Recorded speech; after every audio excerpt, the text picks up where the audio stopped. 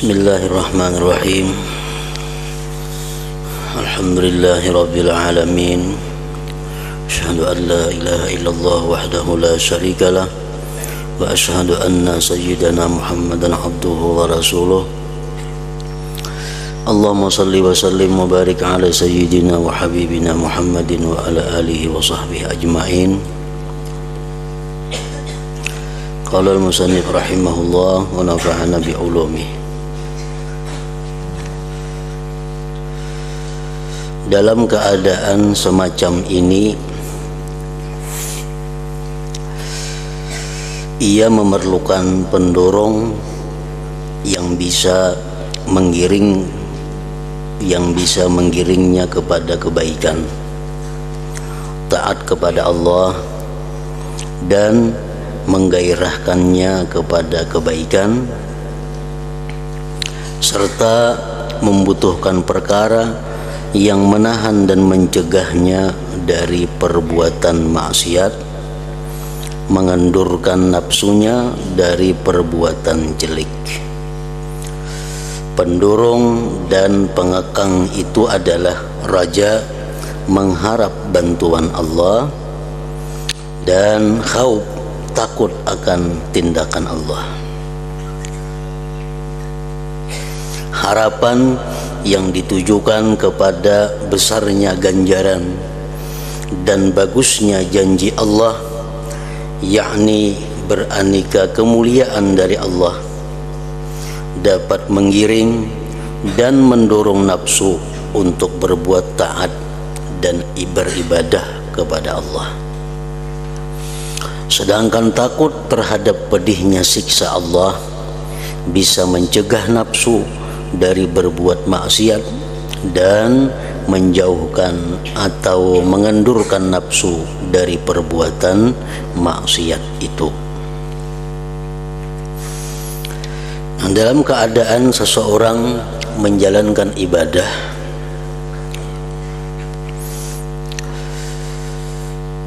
kadang-kadang nafsu kita timbul kendur, timbul malas, timbul berat. Nah, untuk menggairahkan nafsu kita yang sudah mulai kendur beribadah itu agar bergairah kembali, maka kita di situ diperintahkan untuk bersifat dengan raja, mengharapkan rahmat Allah, mengingat ganjaran-ganjaran yang diberikan Allah ketika kita malas melakukan ibadah itu. Kita ambil contohnya sembahyang sunat subuh misalnya. Nah, kadang-kadang nafsu kita malas sembahyang sunat fajar atau sunat subuh.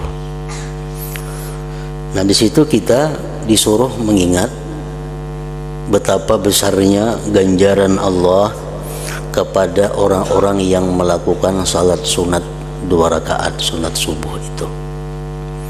Antara lain apa yang disampaikan oleh Rasulullah sallallahu alaihi wasallam, bahwa sembahyang 2 rakaat subuh itu nilainya di sisi Allah lebih berharga daripada dunia dan isinya. Jadi begitu kita malas untuk ibadah sembahyang sunat subuh, kita ingat, kalau aku sembahyang sunat subuh ini aku akan mendapat ganjaran yang lebih baik daripada dunia dan isinya. Bila aku kada sembahyang, berarti aku kehilangan kesempatan itu. Artinya sembahyang sunat subuh 2 rakaat itu lebih baik daripada dunia dan isinya. Artinya adalah, andaikan kata kita mempunyai harta sepenuh dunia, kemudian harta kita itu kita sedekahkan, nah kayak apa generalnya pahalanya? Kita berisi harta sedunia, nih hibak harta kita, penuh seluruh dunia dengan harta kita.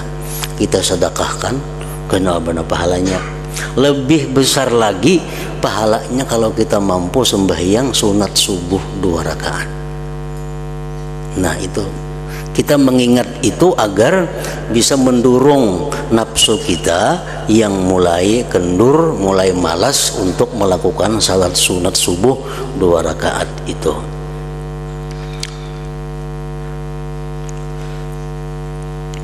Kita ambil contoh lagi, umpamanya sembahyang sebelum asar atau qabliyah asar 4 rakaat. Nah kadang-kadang timbul di hati kita ada berat, ada malas, ada kulir melaksanakan qabliyah asar 4 rakaat itu. Nah kayak apa supaya kita rajin, supaya kita mau, kita ingat apa sabda Rasulullah, ujar Rasulullah, rahimallah man shalla qabla al-asri arba'an. Allah sayang kepada orang yang sembahyang 4 rakaat sebelum asar. Nah, begitu kita malas untuk sunat sebelum asar 4 rakaat, kita ingat hadis Nabi yang menyatakan bahwa Allah itu sayang kalau aku nih sembahyang 4 rakaat sebelum asar. Kalau aku kada sembahyang, berarti aku kada disayang Allah. Kalau kada disayang Allah, apa artinya? Jadi aku mesti sembahyang 4 rakaat sebelum asar, karena ujar Nabi, Allah sayang kepada orang yang sembahyang sebelum asar itu 4 rakaat. Nah, mengharapkan sayang Allah kepada kita itu bisa menimbulkan gairah, menimbulkan keinginan untuk melakukan sembahyang sunat asar itu 4 rakaat. Nah, disuruh mengingat itu bila mana nafsu kita mulai malas berbuat kebaikan. Nah kemudian lagi di dalam kita beribadah itu satu saat akan timbul dorongan nafsu untuk melakukan maksiat atau melakukan hal yang sia-sia. Di situ kita disuruh mengingat apa? Mengingat betapa pedihnya siksaan Allah Subhanahu wa ta'ala kepada orang-orang yang melakukan maksiat. Nah kita mengingat itu, barangkali dengan mengingat siksaan Allah itu nafsu kita jadi terkekang untuk melakukan satu maksiat. Kalau aku melakukan maksiat, habis melakukan maksiat ini habis umurku, berarti aku su'ul khatimah. Banyak orang-orang yang begitu melakukan maksiat mati. Nah, barangkali aku termasuk itu. Begitu aku melakukan maksiat mati, nah maka aku su'ul khatimah. Sedangkan Rasulullah menjelaskan bahwa al-a'mal bil khawatim, amal perbuatan kita itu yang dipandang Allah di ujungnya. Kita sembahyang, beribadah macam-macam, begitu hendak mati maksiat, nah itu yang dipandang oleh Allah, amal itu ujungnya. Nah jangan-jangan kalau aku berbuat maksiat ini pas aku mati, nah jadi su'ul khatimah. Nah ingat yang demikian itu barangkali bisa mengurangi keinginan nafsu untuk melakukan maksiat atau menentang hukum Allah Subhanahu wa ta'ala. Nah itu fungsinya raja dan khauf ini. Ini adalah aqabatul bawa'idz ngarannya. Artinya apa? Jalan sulitnya pendorong yang dihadapi oleh hamba tersebut. Itu pasti ada terjadi dalam diri seorang hamba yang melakukan perjalanan ibadah kepada Allah Subhanahu wa ta'ala. Untuk memangkas dan menebangi aqabatul bawa'is ini, ia membutuhkan 2 perkara, yaitu raja dan khauf. Raja artinya mengharapkan dapat dapat kemuliaan, dapat rahmat dari Allah. Sedangkan khauf artinya takut kepada ancaman dan siksa Allah.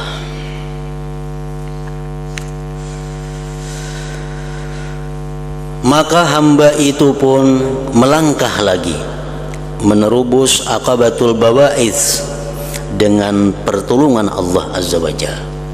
Nafsunya mulai malas tadi sudah berbuat taat, begitu ingat anugerah Allah yang diberikan kepada orang yang taat, nafsunya mulai bergairah pulang.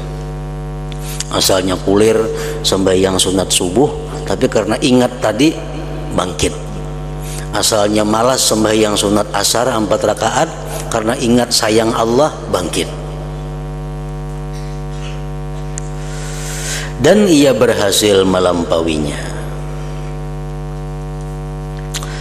Maka hamba itu pun melangkah lagi menerubus aqabatul bawa'is dengan pertolongan Allah Azza wa Jal, dan ia berhasil melampauinya.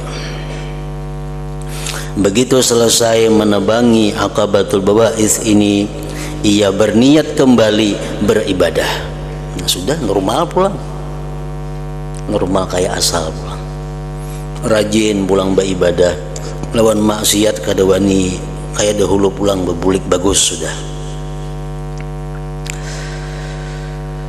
Begitu selesai menebangi aqabatul bawa'is ini, ia berniat kembali beribadah. Tidak ada lagi yang merintangi dan tidak ada yang mengganggunya.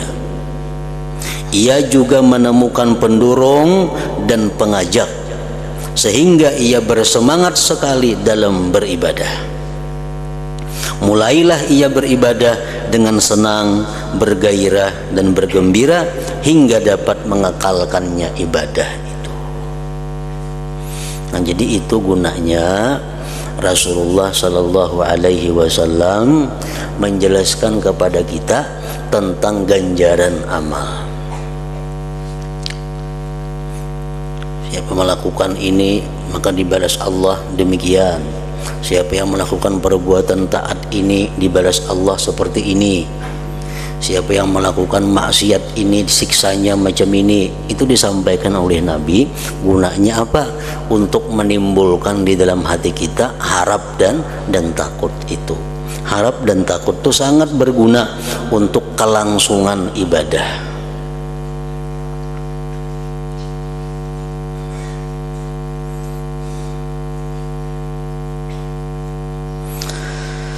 Nah, beribadah sudah selesai, artinya halangan. Begitu inya kendur, raja diharapnya. Begitu inya hendak berbuat maksiat, khauf ditampilkannya, sehingga ibadahnya jadi mulus, jadi bagus sudah.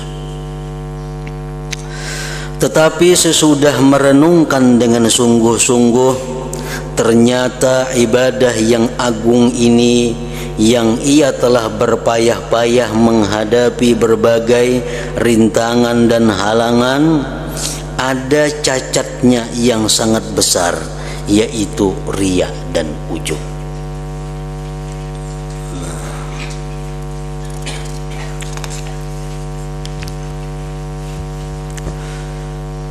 Ibadah yang sudah dilaksanakannya dengan bagus, dengan rutin, itu ada cacatnya. Apa yang membuat ibadah yang sudah bagus tadi cacat? Karena kadang-kadang adanya sifat riya dan ujub. Kadang-kadang ia menampakkan ibadahnya kepada orang lain, yang mengakibatkan ibadahnya menjadi rusak.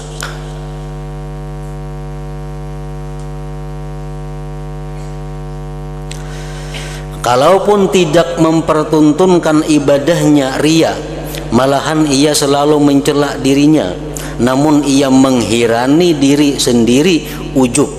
Kadang-kadang riya kadada, cuma datang ujub yang membuat ibadahnya bisa kehilangan pahala dan menjadi rusak. Ujub itu mengagumi diri sendiri, begitu kita tuntung melaksanakan ibadah yang luar biasa sulit, kita mampu. Nah kadang-kadang kita merasa kagum dengan diri kita, merasa bangga dengan diri kita. Nah itu ngarannya adalah ujub. Ujub ini menurut pendapat ulama, ada yang mengatakan menghilangkan pahala ibadah itu, ada yang mengatakan menghilangkan kelipat gandaan ibadah. Ada yang mengatakan bahwa ujub itu menghapus pahala, ada yang mengatakan bahwa ujub itu menghapus berlipat gandanya pahala.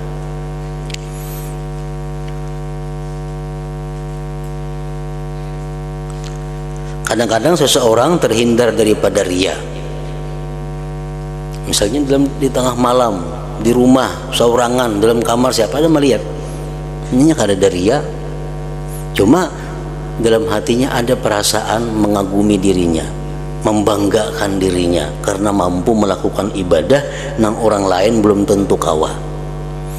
Nah kekaguman terhadap diri sendiri itu disebut ngarannya ujub. Nah orang yang sudah bagus ibadahnya tadi, sudah lancar, sudah rutin, itu bisa datang penyakit macam kayak penyakit hama. Nah, ini pahum banih sudah bagus, dimulai awal dirintis, mulai tanahnya dibaiki, dipupuk, ditanam, disiram, dijaga bagus sudah tanaman nih.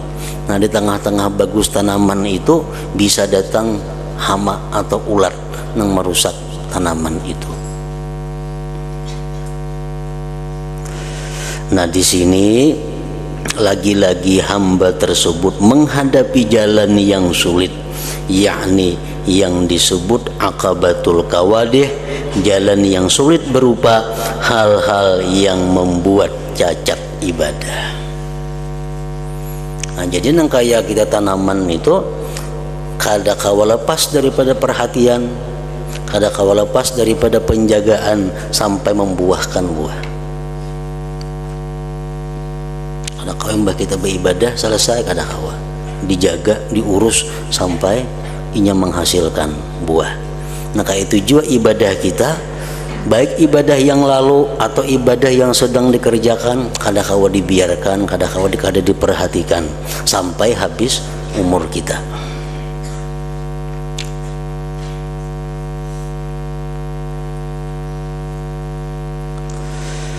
Jalan yang sulit berupa hal yang membuat cacat ibadah, yang harus ditebas atau ditebang dan dimusnahkan.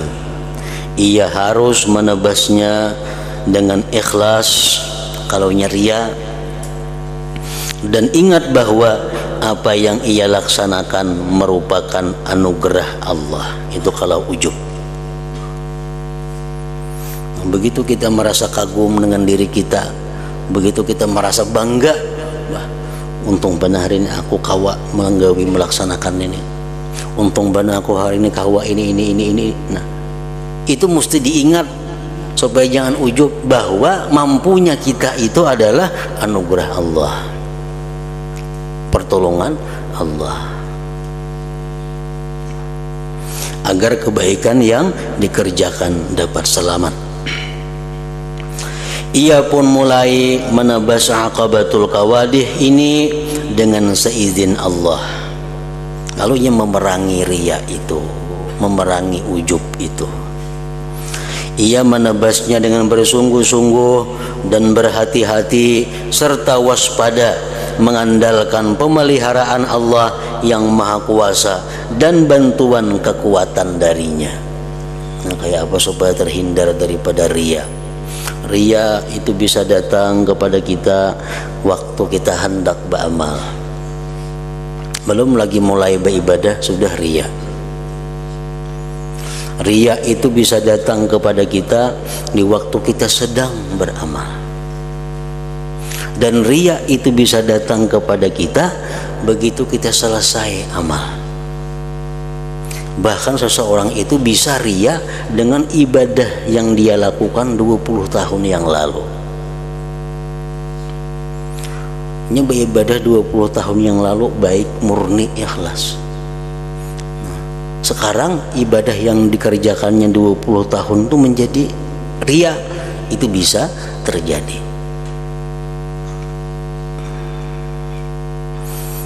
Nah, jadi ria itu setiap saat bisa datang kepada ibadah kita.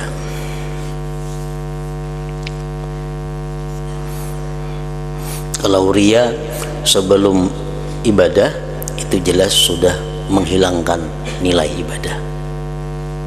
Kalau ria di pertengahan ibadah, kalau ada lakas-lakas kita menghapus, membakar ibadah. Nah, kita sembahyang umpamanya, kelihatan sembahyang, gugur tahi cacak ke tangan kita. Nah, itu kita wajib segera menghilangkan tahi cacak. Ini namanya karing kalau dijauhkan. Bila kita ganaakan, batal sembahyang kita. Nah, sama ria itu kalau kita rahatan beribadah datang kepada kita, bila kita lakas mengobatinya, lakas menjauhkannya, ada apa-apa masih dimaafkan oleh Allah. Kita sembahyang, datang angin ribut, terbuka aurat, lakas ditutupi, ada apa-apa, dimaafkan Tuhan. Amun dibiarkan angin ribut membuka aurat, nah membatalkan sembahyang. Maka itu juga ria di pertengahan ibadah.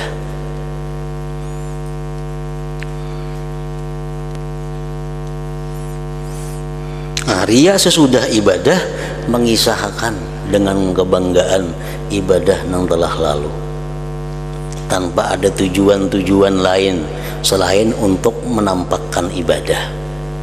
Aku dahulu 20 tahun yang telah lalu, aku kawa sembahyang itu semalaman tuh 200 rakaat. Kawa berkisah ba'arai, kada tujuan, cuma ba'arai banah aja. Nah, itu ria sesudah beramal. Ini dikhilafkan ulama. Ada yang mengatakan itu mengganggu ibadah, merusak. Ada yang mengatakan haram tapi kada merusak. Itu ba'dal amal.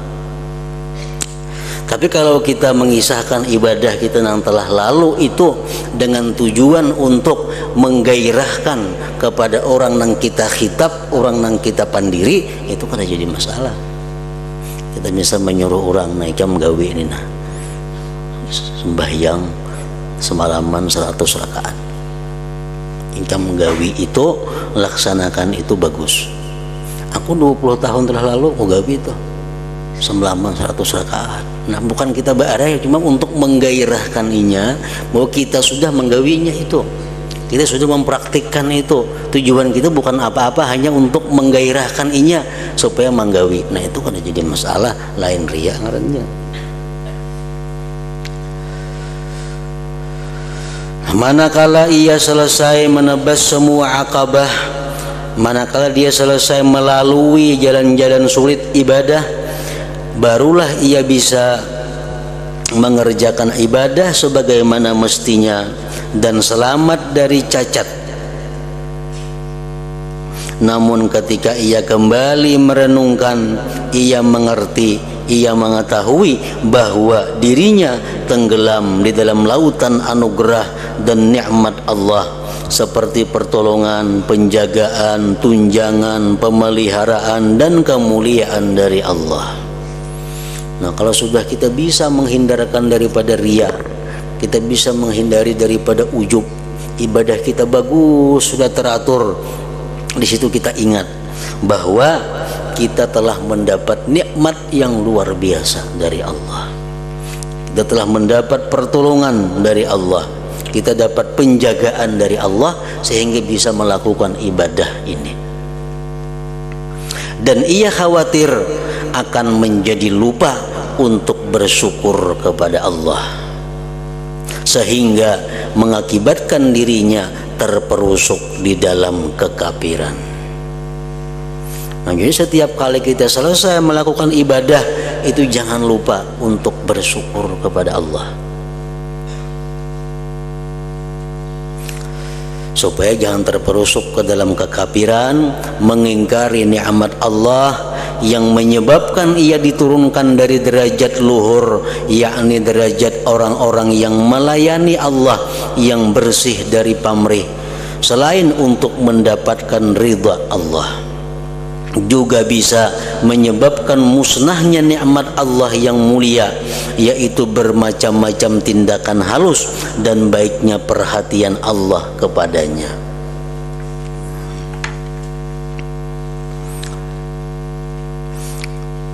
Antara lain diajarkan kita di dalam doa. Dalam doa itu kita diajarkan doa itu hendaknya dimulai dengan alhamdulillah, ditutup dengan alhamdulillah. Apa gunanya itu? Untuk menunjang agar doa ini kabul. Kenapa dimulai dengan alhamdulillah? Nah, kita berdoa alhamdulillahirabbil alamin, ini karena ujungnya walhamdulillahirabbil alamin. Nah, awal akhir doa itu alhamdulillah, mengingatkan kepada kita bahwa pertama kita mensyukuri kepada Allah keinginan atau geritik hati yang dibukakannya kepada kita untuk berdoa. Kita nih ada hendak berdoa lawan Tuhan, itu nikmat, itu anugerah Allah. Kemudian kita kawa berdoa, itu nikmat Allah. Nah, makanya doa itu mulailah dengan memuji Allah, alhamdulillah. Nah, kalau kita baca doa, kita menyadari bahwa kita ini bisa melaksanakan, mengucap doa ini, bisa menyampaikan permohonan ini kepada Allah, itu berkat Allah juga. Nah, ditutup lagi dengan walhamdulillahirabbil alamin. Padahal itulah mestinya semua ibadah. Awal ibadah dimulai dengan syukur bahwa kita ada minat untuk ibadah, dan ujung ibadah pun diakhiri dengan syukur. Artinya kita diberi kemampuan untuk melakukan ibadah itu. Nah, jadi syukur kepada Allah sesudah ibadah itu kadang-kadang terlupakan oleh orang-orang yang beribadah. Sekali lagi ia terbentur pada jalan yang sulit, yang disebut aqabatul hamdi wasyukri, jalan sulitnya memuji dan bersyukur. Walaupun kata di mulut alhamdulillah, kata jadi soal, tetapi dalam hatinya bahwa mengakui inya telah menerima nikmat yang besar dari Allah, itu syukur. Syukur itu intinya adalah mengakui bahwa nikmat yang diterimanya ini adalah dari Allah Subhanahu wa ta'ala.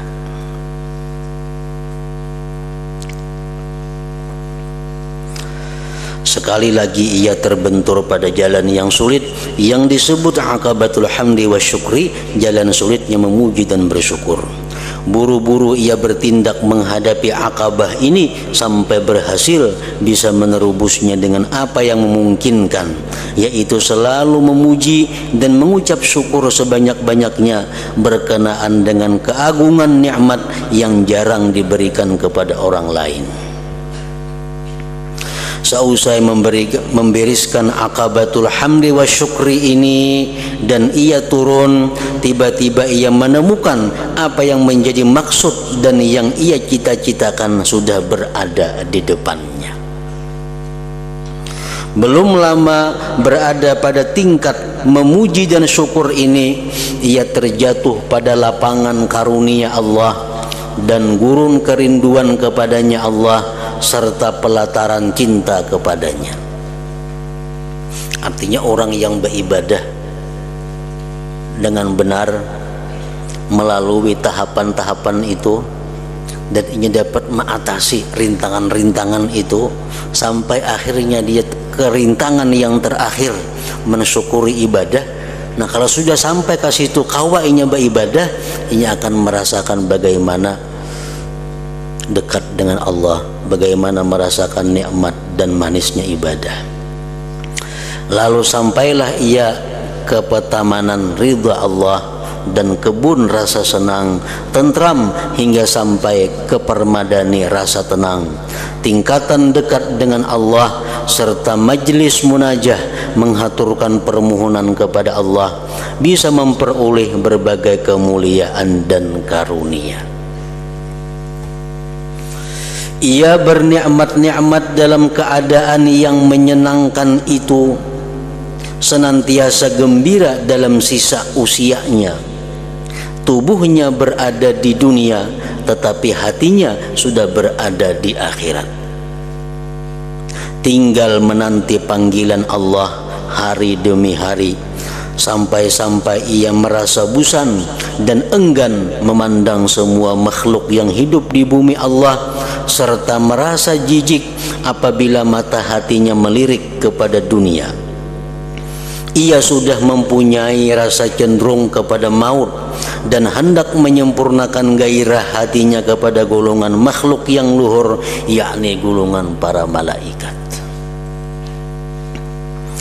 Akhirnya ia didatangi utusan Allah dengan membawa rasa nyaman dan wewangian, membawa kabar gembira dan keridhaan dari sisi Tuhan, tanpa sedikit pun tercampur kemurkaan. Selanjutnya utusan itu memindahkannya dalam keadaan senang hati, kegembiraan yang sempurna, dan ingin segera meninggalkan dunia yang fana ini menuju singgasana Allah dan tempat menetap, yakni pertamanan surga. Ia memandang dirinya yang lemah itu akan memperoleh kenikmatan abadi dan keratun yang besar sekali. Di sana ia bakal menerima tindakan Allah yang halus, balas kasih yang menyuluk, penghormatan yang menyenangkan, dan diperkenankan mendekat kepada Tuhannya. Suatu kenikmatan dan kemuliaan yang tiada taraknya. Setiap hari ia selalu meningkat hingga tak terbatas. Demikianlah keberuntungan yang teramat besar, demikianlah kerajaan yang luhur. Alangkah bahagianya hamba itu, hamba yang beruntung dan tempat yang bagus. Aku memohon kepada Allah Ta'ala, semoga Dia berkenan memberikan anugerah dan nikmat yang agung kepadaku dan kepada anda sekalian. Hal itu bagi Allah bukanlah masalah sulit. Semoga Allah tidak menjadikanku termasuk golongan yang hanya mendapatkan bagian sifat mendengar, mengerti, dan melamunkan dari urusan kebahagiaan abadi ini tanpa mampu mengambil manfaat. Semoga Allah tidak menjadikan ilmu yang kita tuntut ini akan menjadi hujah yang mengalahkan diri kita kelak di hari kiamat. Semoga Allah memberikan kemudahan kepada kita semua untuk mengamalkan ilmu itu menurut apa yang diridai Allah. Allah adalah zat yang maha pengasih dan maha pemurah. Semoga Allah memberikan rahmat, ta'zim, dan kesejahteraan buat Nabi kita Muhammad sallallahu alaihi wasallam sekeluarga, juga meningkatkan keutamaan dan kemuliaan beliau. Nah, inilah urutan keterangan yang diilhamkan Allah kepadaku mengenai jalan ibadah. Kesimpulan dari keterangan di atas ialah perkara yang dihadapi seseorang yang hendak berkhidmat, melayani dan beribadah kepada Allah Ta'ala itu ada 7. Jadi ibadah yang kita lakukan ini agar bisa sampai ke hadirat Allah, bisa diterima oleh Allah apabila kita sudah melalui 7 tahapan ini. Salah satu antara 7 ini kita kada lulus, ibadah kita ditolak di sisi Allah. Pertama, aqabatul ilmi, jalan sulit ilmu. Kayak apa aja kita beribadah, mau kita kada berilmu, ditolak Allah. amal yang tidak berdasarkan ilmu mardud, ditolak. Walaupun bujur, tapi nya kada mengaji, pas tekana bujur aja ditolak Allah. Jadi amal yang kita gawe ini, ibadah yang kita laksanakan ini, mesti dasarnya kita ada ilmu,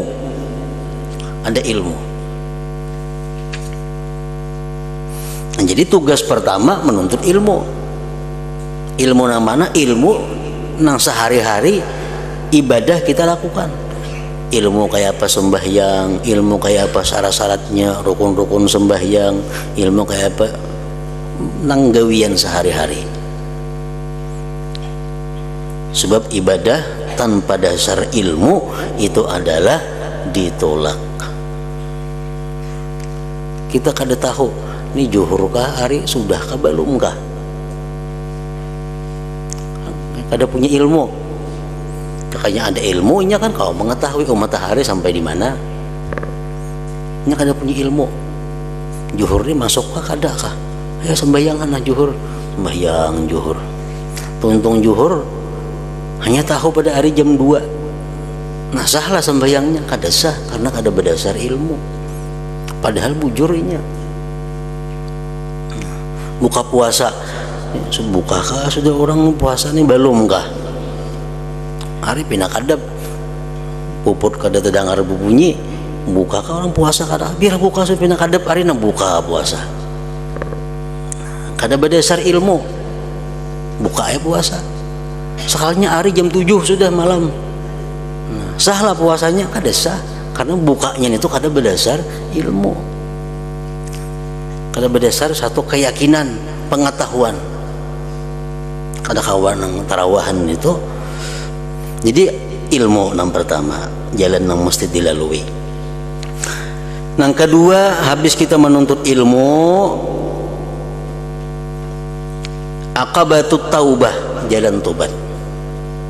Ibadah kita jelas sudah ditolak Allah kalau kita belum tobat.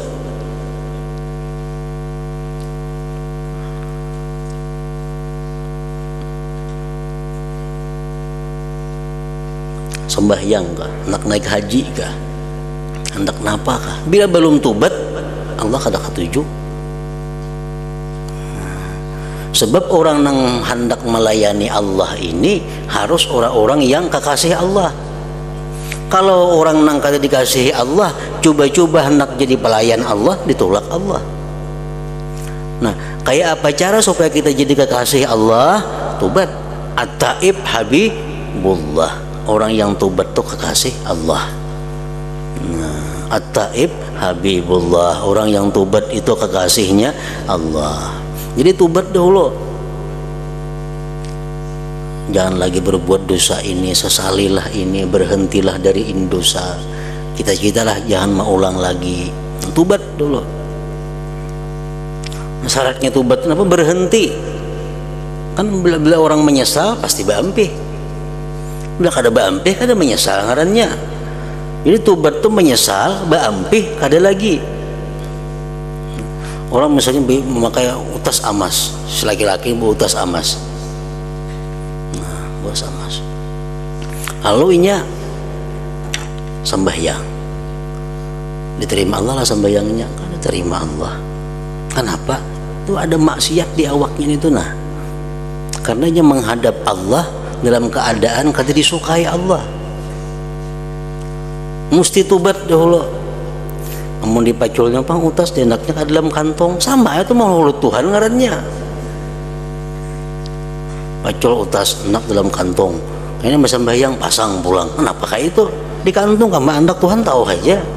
Jakanya inya pacul utas itu, nah aku menyesal, kada hendak lagi utas ini simpani. Nah itu hanya tobat ngarannya.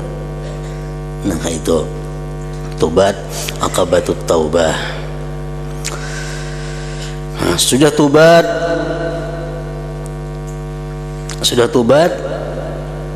beribadah sudah kawa. Tapi ini kena ada menghadapi halangan rintangan, aqabatul awaik. Begitu hendak beribadah ada halangannya. ada rintangannya. Anak sembahyang berjamaah, ada orang hendak bertukar. Ada anak sembahyang hendak ke pengajian, ada masalah ini. Ada penghalang-penghalang dunia, penghalang syaitan, nafsu yang menghalangi. Nah, dibirisakan itu hanya kita kau beribadah. Nah, kemudian yang keempat yang dilalui pulang aqabatul awarid, jalan sulit yang mendatangi kita. Sudah bagus kita kau menghindarkan dunia, kau menghindarkan nafsu, kau mengalahkan syaitan, kita beribadah.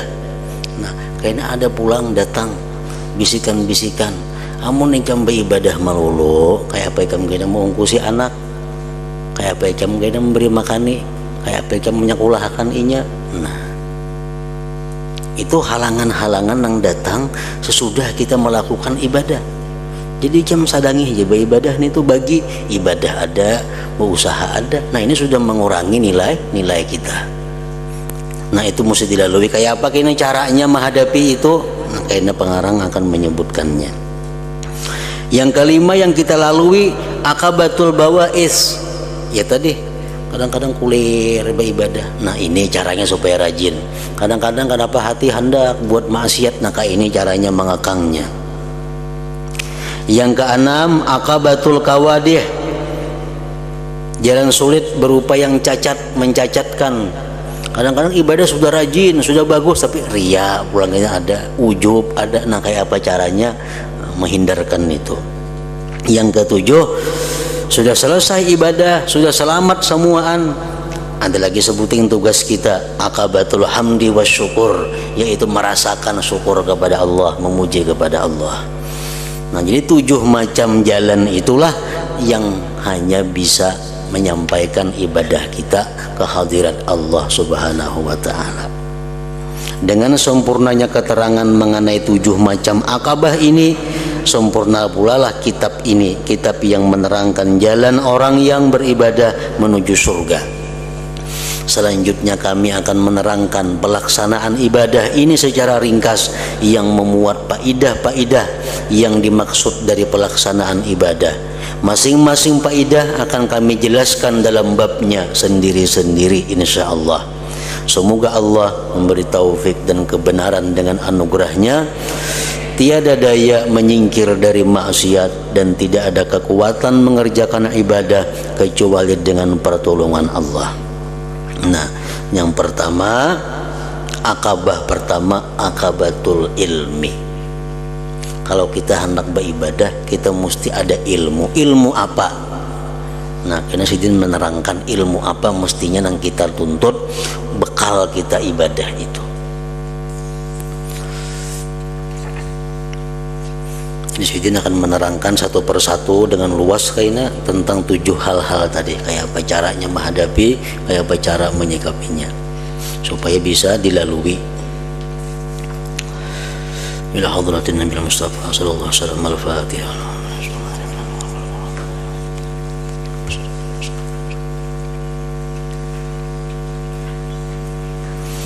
Bismillahirrahmanirrahim. Alhamdulillah rabbil alamin. Wa salli wa sallim ala sayyidina Muhammad wa alihi wa sahbihi ajma'in. Allahumma ighfir lana ma akhta'na wa ma ta'ammadna wa ma asrarna wa ma a'lanna wa ma asrafna wa ma anta a'lam bihi minna. Antal muqaddim wa antal muakhir, la ilaha illa anta. Allahumma nafa'na bima 'allamtana wa 'allimna ma yanfa'una wa zidna fahman wa ilman wa amalan wa hudan wa tawfiqan bi rahmatika ya arhamar rahimin. Sallallahu alaihi wasallam Muhammad wa alihi wasallam.